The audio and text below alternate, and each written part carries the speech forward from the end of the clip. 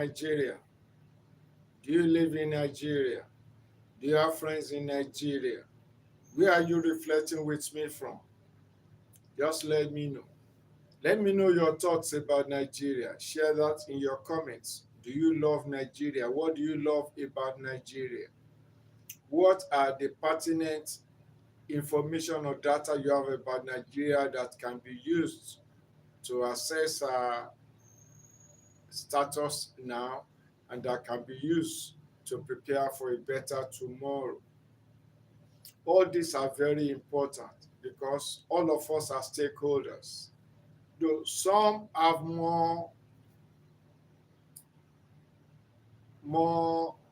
higher higher degree of stakeholding than some others.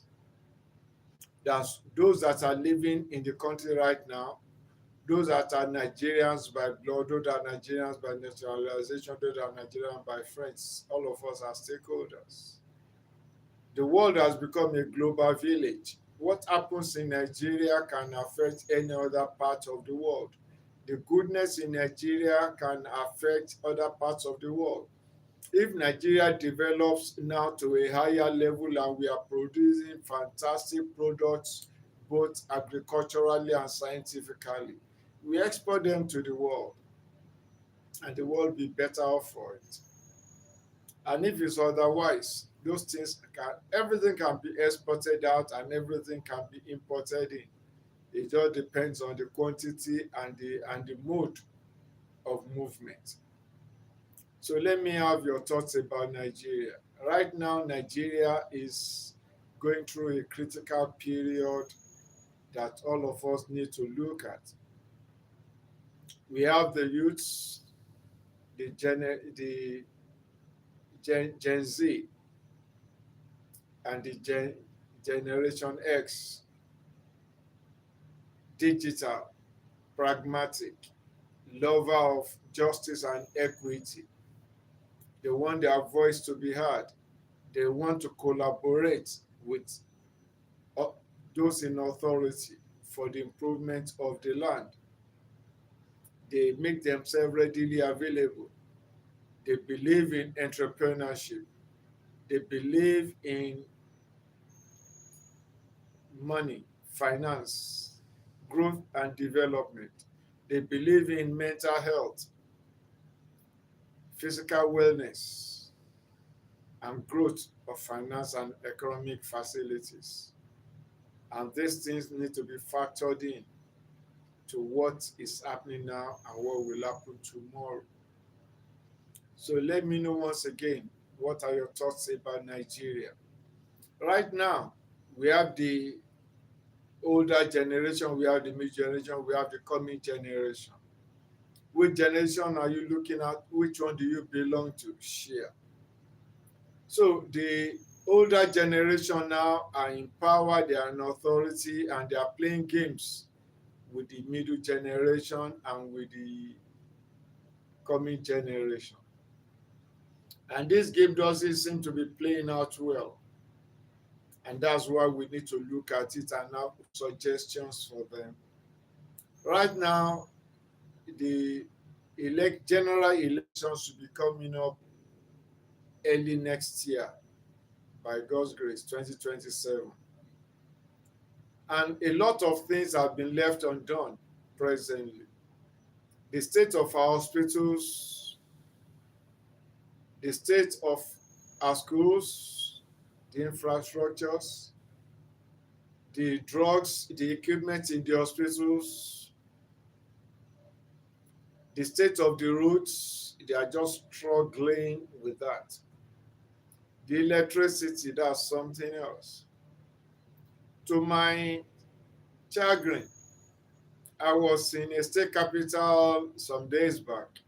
That is Abeokuta, capital of Ogun State. I learned that some parts, a good number of parts in that city, have not had power supply for weeks, and that is the state capital. If that can happen in the state capital, what do you expect in the suburbs? And that is a nation. So, what does it cost? What does it take to have regular power supply. Like they say, this is not rocket science. The mode of production of electricity has been on. We started with thermal electricity that using coal. In Nigeria, we used to have a power plant at Ido in Lagos, the thermal power plant. They now shifted to hydroelectricity. Now we now have gas turbine. In some countries, they have the nuclear electric power generation system. Now we have the solar system. But here now in 2026, 2.5 decades into the 21st century, the same thing happens in Ibadan, the capital city of Oyo State. And some similar stories we hear in some parts of Lagos. What's happening? Like the Bible says, if you are running with footmen and you are getting tired, you are getting farther, what will happen when you are running with horses? When these simple basic things we find difficult to handle. Right now, on Monday, a state capital, Maiduguri in Borno State, suffered 3 bombardments by the terrorists. And the father of the land, the head of state, did not consider one important or very pertinent to look into. Then he jetted off to UK to go and be doing state visit. State visit for what? State visit for what? I remember that before he became this first term that is rounding off, he went there to go and do campaign for them in Britain. And because this one is coming up next year, you consider one more pertinent than the well-being. What is supposed to happen when a father knows that his children, his home is on fire, and the children are suffering? Some of them have been expunged. Many destinies have been destroyed. He could not say it. What will he say? Am I the chief army officer? He's the chief security officer, for crying out loud. He's the chief accounting officer of the nation. And that is the kind of leadership we have. The same thing, different leaders in their different capacities, the same lacada's attitude they are showing towards the state of affairs of different infrastructure they want to take care of in the nation. Let's look at this together.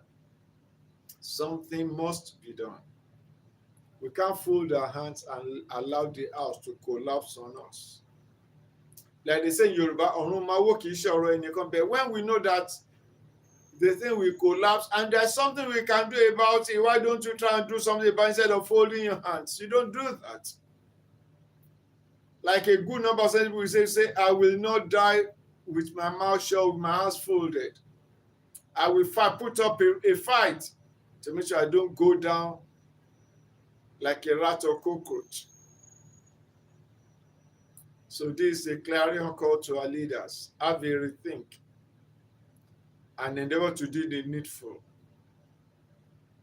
Endeavor to do the needful. The land is bleeding and people are suffering. Do what's supposed to do.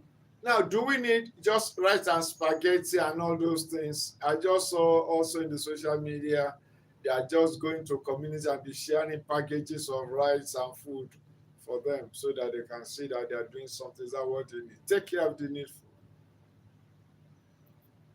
Empowerment of the people. Make sure the economy is stable, grows at a normal rate.